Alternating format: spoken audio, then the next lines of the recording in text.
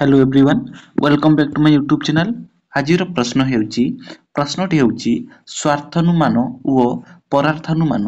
स्वार्थानुमान ओ परार्थानुमान एहार सठिक उत्तर प्रथमे देखिबा। स्वार्थानुमान निजर ज्ञान प्रसारण निमित्त उद्दिष्ट अनुमान स्वार्थानुमान अटे। व्यक्ति निजर अभिज्ञतारू अनुमान माध्यम ज्ञान हासिल करिथाए। से पर्वतरे हेतुर साक्षात दर्शन करे एवं धूम ओ बहिनी मध्य थिबा नित्य साहचर्य संबंध को भित्ति करी पर्वतरे साध्य विद्यमान बोली सिद्धांत ग्रहण करे। स्वार्थानुमान मनगत प्रक्रिया मात्र। स्वार्थानुमान रे तीनोटी सोपान थाए, यथा एक रे पर्वत धूममान साध्यावयव, दुई रे समस्त धूममान वस्तु बहिनीमान पक्षावयव, तीन रे पर्वत बहिनी युक्त सिद्धांत।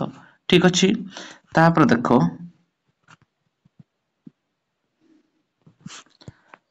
देख ए प्रकार अनुमान मनस्तत्व अटे। ए प्रकार अनुमान मनस्तत्व अटे।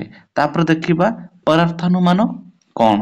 निजर लब्ध ज्ञान को जुक्ति आकार रे अन्य समक्ष उपस्थापन निमित्त उद्दिष्ट अनुमान को परार्थानुमान कुहा जाए। ठीक अच्छी।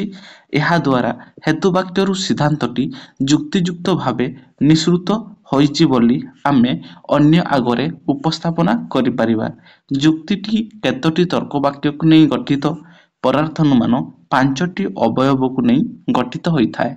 तेणु एहाकू पंचावयवी न्याय कुहा जाए। एही पंचावयवी न्याय को परार्थानुमान कुहा जाए।